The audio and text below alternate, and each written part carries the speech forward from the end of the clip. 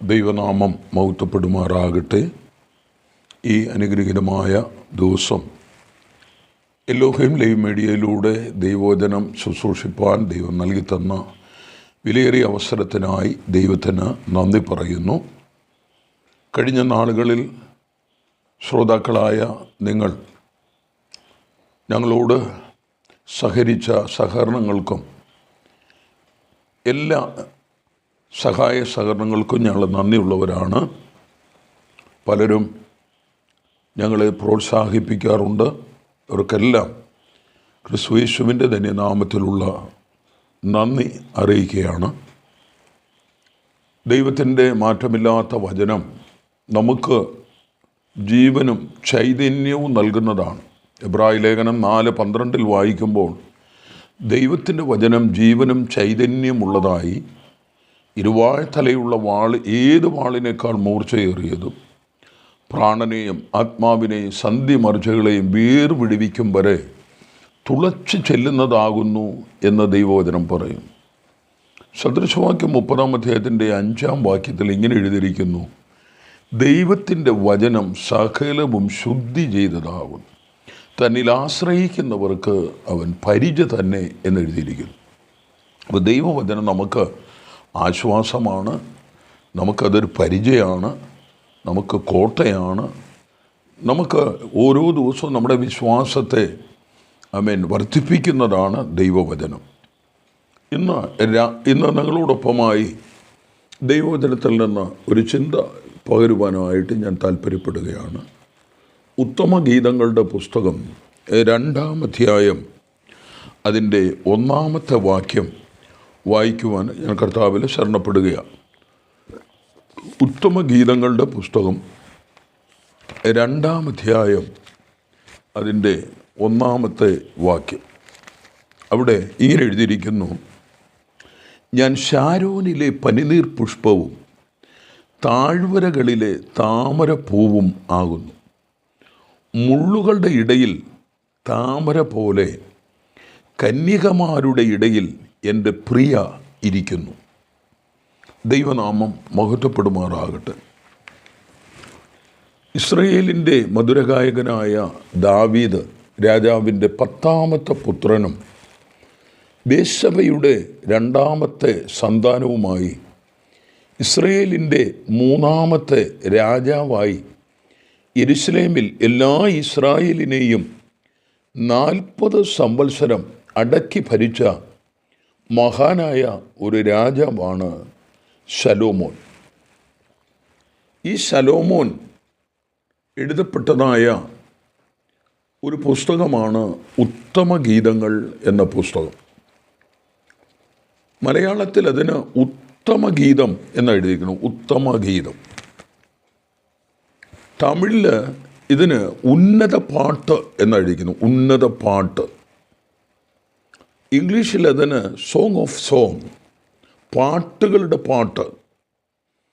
എല്ലാ ഭാഷയിലും ഈ പുസ്തകത്തിന് കൊടുത്തിരിക്കുന്ന പേര് വളരെ അർത്ഥവത്തായതാണ്. ഈ പുസ്തകം ഗദ്യ പുസ്തകത്തിൽ ഉൾപ്പെടുത്തിയിരിക്കുകയും പഴയ നിയമത്തിൽ വേദപുസ്തകത്തെ 4 ഭാഗമായിട്ട് തിരിച്ചിട്ടുണ്ട്. പഴയ നിയമത്തെ ഉൽപ്പത്തി മുതൽ ആവർത്തന പുസ്തകം വരെ ന്യായപ്രമാണ പുസ്തകവും, യോശുവ മുതൽ എസ്തേർ വരെ ചരിത്ര പുസ്തകവും, അതുപോലെ യെശയ്യാ പ്രവാചകൻ്റെ പുസ്തകം മുതൽ മലാക്കിയുടെ പുസ്തകം വരെ പ്രവചന പുസ്തകമായിട്ടും, ഇയ്യോബ് മുതൽ ഉത്തമഗീതം വരെ ഗദ്യ പുസ്തകം അല്ലെങ്കിൽ പാട്ടുകളായിട്ട് തിരിച്ചിട്ടുണ്ട്. ഇങ്ങനെ 4ആയിട്ടാണ് തിരിച്ചിരിക്കുന്നത്. അതിൽ ഈ ഗദ്യ പുസ്തകത്തിൽ അവസാനത്തെ പുസ്തകമാണ് ഉത്തമഗീതങ്ങളുടെ പുസ്തകം. ഈ പുസ്തകം വളരെ വിമർശിക്കപ്പെടുന്ന ഒരു പുസ്തകമാണ്. പലരും പറയാറുണ്ട് ഈ പുസ്തകം സത്യവേദ പുസ്തകത്തിൽ എന്തിന് ചേർത്തിരിക്കുന്നു എന്ന് ചിലർ വിമർശിക്കാറുണ്ട്. എന്നാൽ ദൈവത്തിൻ്റെ വചനമെല്ലാം ശുദ്ധി ചെയ്തതാണ്. ആ പുസ്തകത്തിൻ്റെ പേര് തന്നെ ഉത്തമഗീതം എന്നാണ്. ഉത്തമഗീതം. ഇത് തെറ്റാണെങ്കിൽ ഇത് സത്യവേദ പുസ്തകത്തിൽ ചേർക്കേണ്ട കാര്യമില്ല. എന്നാൽ ഇതിൻ്റെ വ്യത്യാസം എന്ന് പറയുന്നത്, ഒരു ദൈവഭക്തൻ ആത്മീയ ദർശനത്തോടെ ഈ പുസ്തകം പാരായണം ചെയ്യുന്നുവെങ്കിൽ അവൻ കർത്താവായ യേശു ക്രിസ്തുവിനോട് കൂടെ വസിക്കുവാൻ, കർത്താവിനുള്ള സ്നേഹത്തിൽ അവനായിത്തീരുവാൻ ഇടയാകും. മറിച്ച് ഒരു ലോകമനുഷ്യനാണ് ഇത് വായിക്കുന്നതെങ്കിൽ അവൻ പാപത്തിൻ്റെ പടുകുഴിയിലേക്ക് പോകും. അതാണ് ഇതിൻ്റെ വ്യത്യാസം. ഇതിൻ്റെ കഥാപാത്രം എന്ന് പറയുന്നത് ഒരു ശൂനേംകാരത്തിയും ഒരു ഇടയച്ചെറുക്കനുമായുള്ള സ്നേഹബന്ധത്തെയാണ് ഇവിടെ കാണുന്നത്. ശൂലേം എന്ന് പറയുന്ന ദേശത്ത് ഒരു പെൺകുട്ടി വളരെ സൗന്ദര്യവതിയാണ്. അവളുടെ ജോലി ആടുകളെ മേയ്ക്കുന്ന ജോലിയാണ്. ഒരിക്കൽ ആടുകളെ മേയിച്ചുകൊണ്ട് നിൽക്കുമ്പോൾ ഒരു ഇടയച്ചെറുക്കനുമായിട്ട് കണ്ടുമുട്ടുവാനിടയായി.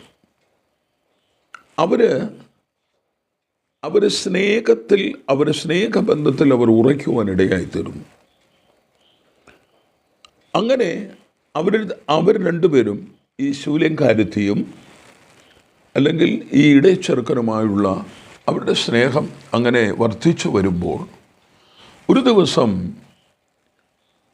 ശലോമോൻ രാജാവ് തൻ്റെ യാത്രാമധ്യത്തിൽ ഈ പെൺകുട്ടിയെ കാണുകയുണ്ടായി. ആടുകളെ മേയിച്ചുകൊണ്ട് നിൽക്കുന്ന പെൺകുട്ടിയെ കാണുകയുണ്ടായി. അവളിൽ ഒരു വലിയ സ്നേഹം അദ്ദേഹത്തിന് ഉടലെടുത്തു. അദ്ദേഹത്തിൻ്റെ ആഗ്രഹം തൻ്റെ ഭാര്യ അല്ലെങ്കിൽ രാജ്ഞിയായിട്ട് അവളെ അവരോധിക്കണം എന്നുള്ളതായിരുന്നു.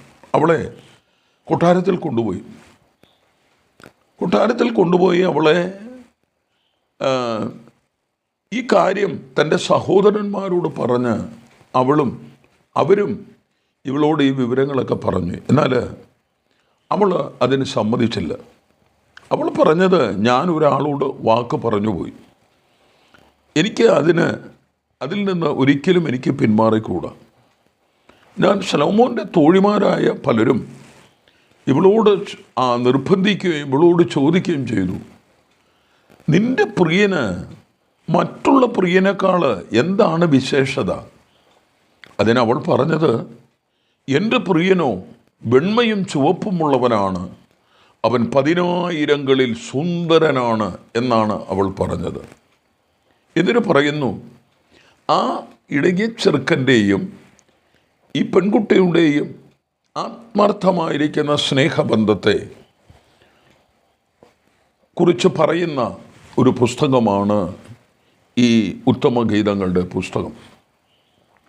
മണവാളനെക്കുറിച്ചും മണവാട്ടിയെക്കുറിച്ചും വിവിധമായിരിക്കുന്ന വർണ്ണനകൾ നമുക്ക് കാണാൻ കഴിയുന്നുണ്ട്. ഇത് ദൈവസഭയെയും കർത്താവായ യേശു ക്രിസ്തുവിനെയും ആണ് ഈ പുസ്തകത്തിലൂടെ നമുക്ക് പഠിക്കുവാൻ കഴിയുന്നത്. ഈ പുസ്തകത്തിൽ ദൈവസഭയെ പലതിനോടും ഉപമിച്ചിട്ടുണ്ട്. സ്തോത്രം. അനേക കാര്യങ്ങൾ ഉപമയാൽ പറഞ്ഞിട്ടുണ്ട്. അത് ഒന്നാം അധ്യായത്തിൻ്റെ 9-ാം വാക്യത്തിൽ ഇങ്ങനെ നാം വായിക്കുന്നു, എൻ്റെ പ്രിയേ, ഫറവോൻ്റെ രഥത്തിന് കെട്ടുന്ന പെൺകുതിരയോട് ഞാൻ നിന്നെ ഉപമിച്ചിരിക്കുന്നു. അപ്പം ദൈവസഭയെ ഫറവോൻ്റെ രഥത്തിന് കെട്ടുന്ന പെൺകുതിരയോടാണ് ഉപമിച്ചിരിക്കുന്നത്.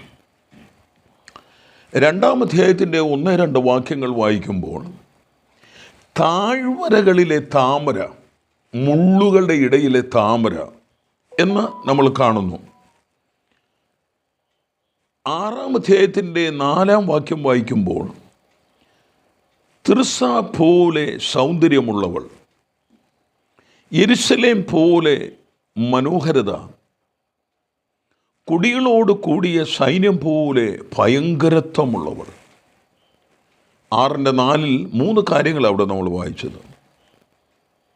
6-ാം അധ്യായത്തിൻ്റെ 10-ാം വാക്യത്തിൽ അരുണോദയം പോലെ ശോഭയുള്ളവൾ, ചന്ദ്രനെ പോലെ സൗന്ദര്യമുള്ളവൾ, സൂര്യനെ പോലെ നിർമ്മലത. 4-ാം അധ്യായത്തിൻ്റെ 12-ാം വാക്യത്തിൽ കെട്ടിയടച്ചിരിക്കുന്ന ഒരു തോട്ടം, അടച്ചിരിക്കുന്ന ഒരു നീരുറവ, മുദ്രയിട്ടിരിക്കുന്ന ഒരു കിണർ.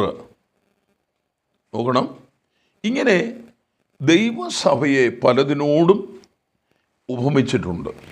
എന്നാൽ ഇന്ന് നാം ചിന്തിക്കുവാൻ ആഗ്രഹിക്കുന്നത് താഴ്വരയിലെ താമര, മുള്ളുകളുടെ ഇടയിലെ താമര എന്ന വിഷയത്തെ ആസ്പദമാക്കിയാണ്. നമുക്കറിയാം, താമര വളരെ മനോഹരമായ ഒരു പുഷ്പമാണ്. ഈ താമരയ്ക്ക് വളരെ ഭംഗിയുള്ളതാണ്. സ്തോത്രം. പക്ഷേ ഇവിടെ ഉത്തമഗീതങ്ങളുടെ പുസ്തകം 2-ാം അധ്യായത്തിൻ്റെ 1-ാം വാക്യത്തിൽ വായിക്കുമ്പോൾ താഴ്വരകളിലെ താമര എന്നാണ് അതിനെക്കുറിച്ച് പറയുന്നത്. താഴ്വരകളിലെ താമര. സ്തോത്രം. താമര ഒരിക്കലും ഉയർന്ന സ്ഥലത്തല്ല നിൽക്കുന്നത്, അത് താഴ്വരയിൽ അല്ലെങ്കിൽ താഴ്ന്ന സ്ഥലത്താണ് നിൽക്കുന്നത്. ഇത് ദൈവസഭയുടെ സ്വഭാവത്തെ കാണിക്കുന്നത്. ദൈവസഭ താഴ്മയുള്ളതായിരിക്കണം. യേശു കർത്താവ് ഒരിക്കൽ പറഞ്ഞു, ഞാൻ സൗമ്യതയും താഴ്മയുള്ളവനാകൊണ്ട് എന്നോട് പഠിപ്പീനെന്ന് മത്തായിയുടെ സുവിശേഷം 11:29 നാം വായിക്കുന്നു. അങ്ങനെ യേശുസഭയെക്കുറിച്ച് ഒന്നാമത്തെ സ്വഭാവം എന്ന് പറയുന്നത് ശാഖ നമ്മൾ താഴ്മയുള്ളവർ. ഗീഹോൻ ദൈവം നിങ്ങളോട് എതിർത്ത് കൃപയുടെ താഴ്മയുള്ളവരെയോ കൃപ നൽകുന്നു എന്ന് തിരുവചനത്തിൽ നമ്മൾ വായിക്കും. 2-ാം അധ്യായത്തിന്റെ 13-ാമത്തെ വാക്യത്തിൽ സഭയ്ക്ക് നാം അത് വായിച്ചമാണ്. ഉൽപ്പത്തി പുസ്തകം 2-ാം വിശ്വാസിക്ക് സാദൃശ്യമായിട്ടാണ് നിൽക്കുന്നത്. 2-ാം നദിക്ക് ഒരു വിശ്വാസിയിൽ ഒന്നാമത് കൂശദേശമൊക്കെയും ചുറ്റുന്നു. താഴ്മയുടെ അനുഭവമാണ്. താഴ്വരയിലെ താമര പോലെ ഭീഷണാണ് ആയിരിക്കണം. 2-ാമത്തത് ഗീഹോനാണ്. ഗീഹോനാമത്തെ കാര്യം കൃപയുടെ താഴ്വരകളുടെ ഇടയിൽ താമര എന്നാണ്. ഇത് കൂശദേശമൊക്കെയും ചുറ്റുന്നു. കൂശ എന്ന വാക്കിന്റെ അർത്ഥം കരിഞ്ഞ താമരയ്ക്ക് കൊടുത്തിരിക്കുന്നതായ മറ്റൊരു പദപ്രയോഗം. മുള്ളുകളുടെ ഇടയിലാണ് ഇത് വളരുന്നത്. നീഗ്രോ ശിഷ്യന്മാരെ അയക്കുമ്പോൾ ദൈവത്തിന്റെ അവരെ അയച്ചതായിട്ട് നമ്മൾ വായിക്കുന്നുണ്ട്. ഈ കൂശ് ദേശത്തു ചെന്നായ്ക്കളുടെ നടുവിൽ ഈ കുഞ്ഞാടുകളെ ഞാൻ നിങ്ങളെ അയക്കും. 2-ാമത്തെ നദിയായിരിക്കുന്ന ചെന്നായ്ക്കളുടെ നടുവിൽ കുഞ്ഞാട് ദേശത്തു കൂടി ഒഴുകുന്നതായിട്ട് നമ്മൾ. അതുപോലെ തന്നെയാണ് ഈ താമര മുള്ളുകളുടെ ഇടയിലാണ്. പ്രിയമുള്ളവരെ, ഒരു കാലത്ത് ഈ മുള്ളുകളുടെ ഇടയിൽ താമര എന്ന് പറയുന്നത് വളരെ കഷ്ടതയും ഭക്ഷിക്കുന്ന നരഭോജികളായിരുന്നവർ. ആ അനുഭവത്തെയാണ് ഈ നരഭോജികളെ സ്തോത്രം നരസ്നേഹികളാക്കി തീർത്ത്. ഈ മുള്ളുകളുടെ ഇടയിലാണ് ദൈവത്തിന്റെ ആത്മാവിന്റെ പ്രവൃത്തിയാണ്. ഈ പുഷ്പത്തിന് സംഭവിക്കുന്നില്ല. ഈ പരിശുദ്ധാത്മാവ് നദി ഒഴുകിയതുകൊണ്ടാണ് ദൈവം ഇതിലെ ദൈവത്തിന്റെ ആത്മാവ് അവരിലേക്ക് പ്രവർത്തിച്ച് ഇങ്ങനെ എഴുതിയിരിക്കുന്നു. ദൈവം ബലവും നരസ്നേഹികളായി മാറി. കഷ്ടങ്ങളിൽ അവൻ ഏറ്റവും അടുത്ത ഗീഹോനെയാണ് കാണിക്കുന്നത്. ആമേൻ. കഷ്ടത വരുമ്പോൾ മാറിത്തത് ദൈവം. നമുക്കറിയാമല്ലോ വാക്കിനർത്ഥ രാജാവിന്റെ കൽപ്പനയെ 14 നാം അത് വായിക്കുന്നു.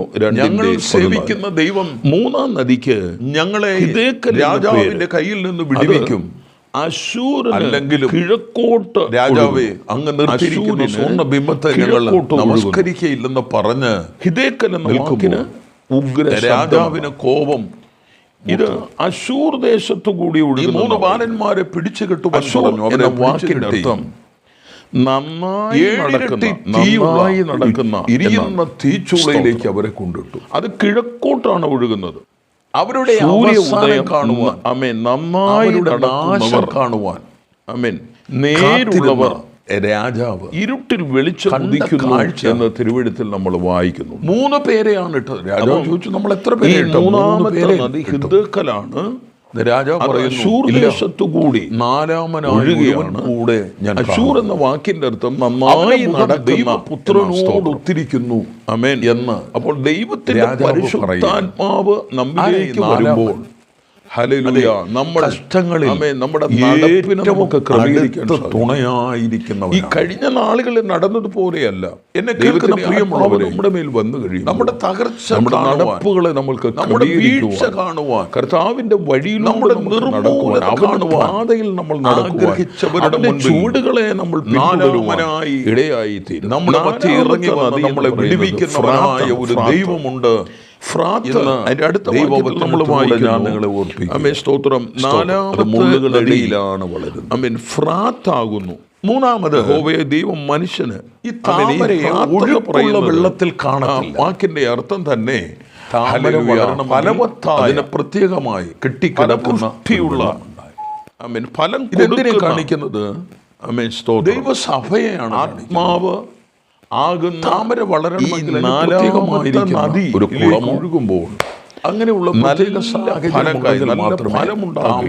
നമുക്ക് കാണാൻ ദൈവത്തിന്റെ ആത്മാവിന്റെ പാഞ്ഞൊഴുകി പോകുന്ന ഗലാത്യലേഖനം വെള്ളത്തിലെ 22-ാം വാക്യത്തിൽ നമ്മൾ വായിക്കുന്നു. അതെന്താ നമ്മളെ കാണിക്കുന്നത്? സ്തോത്രം.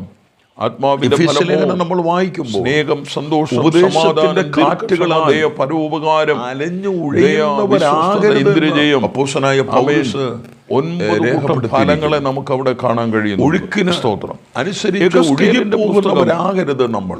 47-ാം അധ്യായം നമ്മൾ ഉറച്ചു നിൽക്കുന്നവരായിരിക്കണം. 2-ാമത്തെ വാക്യത്തിൽ നമ്മൾ പിടിച്ചിരിക്കുന്ന വിശ്വാസത്തിൽ അവസാനത്തോളം നിൽക്കുന്നവരായിരിക്കണം. യെഹെസ്കേൽ പ്രവാചകന്റെ പുസ്തകം ഇന്ന് നമ്മൾ കാണുന്ന 47-ാമത്തെ അധ്യായം, ശ്വാസത്തെ വിട്ട് അതിന്റെ 12-ാമത്തെ വാക്യം നമുക്ക് കാണാൻ കഴിയുന്നുണ്ട്. ഈ നദി ഒഴുകുന്നതിനെ കുറിച്ച് അവിടെ രേഖപ്പെടുത്തിയിരിക്കുക. അങ്ങനെയല്ല. 47-ന്റെ അതിനെ കാണും. 12-ാമത്തെ വാക്യം വായിക്കും. 4-ാമത്തത്, ആമേൻ, സ്തോത്രം. ഈ താമര 47-ാമത്തെ 12-ാമത്തെ ഉയർന്ന നാം വായിക്കുന്നത് അതിന്റെ ആഴത്തിലേക്ക് ഇറങ്ങിപ്പോവുകയാണ്. 4 മുതലുള്ള വാക്യം ഞാൻ വായിക്കുന്നു. നമുക്കറിയാം, അവൻ ഒരു വൃക്ഷത്തിന്റെ 1000 മുഴം മുളപ്പ് എന്ന് പറയുന്ന അതിന്റെ പുരുഷൻ കയ്യിൽ ചരടുമായി കിഴക്കോട്ട് നിലനിൽപ്പ് എന്ന് പറയുന്നത് 1000 മുഴം അളന്നു. എന്നെ വെള്ളത്തിൽ കൂടി കടക്കുമാറാക്കി. താമര വെള്ളം ഉറച്ചിരിക്കുന്നതിന്റെ കാരണം അവൻ പിന്നെയും 1000 മുഴം ആഴത്തിലേക്ക് എന്നെ വെള്ളത്തിൽ കൂടി കടക്കുമാറാക്കി. പ്രിയരം മുട്ടോളമായി. നാം ശ്രദ്ധിക്കേണ്ടത് പിന്നെയും 1000 മുഴം അളന്നു. ഈ എന്നെ കടക്കുമാറാക്കി. വെള്ളം അരയോളങ്ങൾ അടിക്കും, തിരമാലകൾ അടിക്കും, പിന്നെയും 1000 മുഴം കാറ്റുകൾ വരുമ്പോൾ അത് എനിക്ക് വെള്ളം അങ്ങോട്ട് വയ്യാത്ത, പക്ഷേ ഒരു നദിയായി യാതൊരു കുഴപ്പവുമില്ല, പൊങ്ങി നീന്തിയിട്ടല്ല. കാരണം എന്താണെന്ന് ആഴത്തിലേക്ക് ഒരു നദിയായി ഉറച്ചിരിക്കുക. ആമേൻ, സ്തോത്രം. ഇത് നമ്മുടെ വിശ്വാസത്തെ, ആമേൻ, സ്തോത്രം, എന്തിനാ കാണിക്കുന്നത്? നമ്മൾ വിശ്വാസത്തിൽ ഉറച്ചു നിൽക്കുന്നെങ്കിൽ ഒരു ചരണമായി വരികയാണ്. ഏത് പ്രതിസന്ധികളും നമ്മുടെ ജീവിതത്തിൽ കടന്നു വായിച്ചല്ലോ, കിഴക്കോട്ട് നടന്നു നിൽക്കുവാൻ തന്നെ കഴിയും എന്നുള്ള കാര്യം മറന്നു. 1000 മുഴം അളന്നപ്പോൾ മറ്റൊരു കാര്യം, സ്തോത്രം, നരിയാണിയോളം വെള്ളം, നരിയാണിയോളമായെന്നാ പറഞ്ഞത്. നരിയാണിയോളം അത് താഴ്മയുടെ നറുമണം. ദൈവത്തിന്റെ പരിശുദ്ധാത്മാവ് നമ്മുടെ മേൽ വരുമ്പോൾ അതിന്റെ നമ്മൾ താഴ്മ ധരിക്കണം. നരിയാണിയായിരിക്കുന്ന ഏറ്റവും താണ അവസ്ഥ നമ്മുടെ ജീവിതത്തിൽ പ്രാപിക്കുവാൻ. ഹല്ലേലൂയ. നരിയാണിയോളമായി വളർന്നു, മുട്ടോളമായി. എന്ന് പറയുന്നത് പ്രാർത്ഥനകളെല്ലാം കാണിക്കുന്നത്. ഈച്ച ഒന്നാമത്തത് താഴ്മ, രണ്ടാമത്തത് മുട്ടോളം പ്രാർത്ഥന ജീവിതത്തെ അതിനെ ആസ്വദിക്കേണ്ടതിന് 10 നമ്മൾ വായിക്കുമ്പോൾ രേഖ വിരോധമായി ദാനിയേൽ കാണിക്കുന്നത്. അവൻ വീട്ടിൽ ചെന്ന് നിങ്ങളുടെ അടുക്കലേക്ക് ചെയ്തു വന്നതുപോലെ അനേകര് യെരൂശലേമിലേക്ക് തന്റെ കിളിവാതിൽ തുറന്നിട്ടിട്ട് ദിവസങ്ങളുടെ വിഷയങ്ങൾക്ക് പ്രാർത്ഥിക്കുവാൻ കടന്നുകുത്തി പ്രാർത്ഥിച്ചെന്ന വായി നമ്മൾ മറ്റുള്ളവർക്ക് സ്തോത്രം മുട്ടോളം എന്ന് പറയുന്നത് പ്രാർത്ഥന ജീവിതത്തെ കണ്ടവരായിരിക്കണം. വീണ്ടും 1000 മുഴം അപ്പോസ്തലനായ പൗലോസ് സഭയ്ക്ക് ലേഖനം എഴുതുമ്പോൾ ഇങ്ങനെ എഴുതിയിരിക്കുന്നു, കാണിക്കുകയാണ്, ഞാൻ രക്ഷിക്കപ്പെടുന്നവരുടെയിലും നശിക്കുന്നവരുടെയിലും ക്രിസ്തുയേശുവിൽ ഹല്ലേലൂയ പ്രാർത്ഥന ജീവിതം ഉണ്ടായിരിക്കണം. വാസന എന്ന് പറയുന്നത് ശുശ്രൂഷയെ കാണിക്കുക.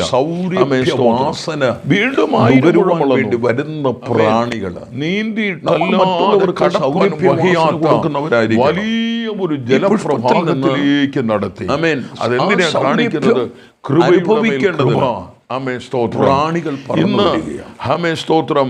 ഈ നദി അടുത്തത് നമ്മിലേക്ക് ഒഴുകുവാൻ നമുക്ക് ദൈവത്തോട് ചേർന്ന് ഹല്ലേലൂയ ഒരു നദിയുണ്ട്. വലിയ ഇലകൾ ഈ വെള്ളത്തിന് മുകളിൽ ഇങ്ങനെ അത്യുന്നതന്റെ നിവാസത്തെ തന്നെ സന്തോഷിപ്പിക്കുന്നു എന്ന് തിരുവെഴുത്തിൽ നമ്മൾ വായിക്കുന്നുണ്ട്. ഉൽപ്പത്തി പുസ്തകം വെള്ളത്തോട് ചേർന്ന ഇങ്ങനെ ഏദനിൽ നിന്നൊരു നദി പുറപ്പെട്ടു. അതിന് 4 ശാഖകളായി അത് പിരിഞ്ഞു. ഈ ഇലകളിൽ ഒന്നാമത്തെ നദി എന്ന് പറയുന്നത് പീശോനാണ്. ഹല്ലേലൂയ. രണ്ടാമത്തത് ഗീഹോനാണ്. മൂന്നാമത്തത് ഹിദ്ദേക്കലാണ്. നാലാമത്തത് ഫ്രാത്താണ്. ഇത് ഈ നദി പരിശുദ്ധാത്മാവിന് നിഴലായിട്ട് സന്ദേശം. ഈ നദി ചെല്ലുന്നിടത്തെല്ലാം നിങ്ങളുടെ അടുക്കലും ജീവിക്കുമെന്ന് അവിടെ എഴുതിയിരിക്കുന്നു. വെളിപ്പാടുകാരനായിരിക്കുന്ന യോഹന്നാൻ വെളിപ്പാട് പുസ്തകം 22-ാം അധ്യായത്തിന്റെ 1 മുതൽ വായിക്കുമ്പോൾ ഈ നദിയെയും അവിടെ നമുക്ക് കാണാൻ കഴിയും. അതുപോലെ എന്നെ കേൾക്കുന്ന നമ്മുടെ ജീവിതത്തിലും അനേകം വേദനിക്കുന്ന ഹൃദയങ്ങൾക്ക് ആശ്വാസം നമുക്കറിയാമല്ലോ. നരഭോജികളെ നരസ്നേഹികളാക്കുന്നത് ആമേൻ ദൈവത്തിന്റെ പരിശുദ്ധാത്മാവാണ്. രാത്രിയിൽ ഇന്ന് ആമേൻ വ്യാകുലത്തോടെ വേദനയോടെ കണ്ണീരോടുകൂടെ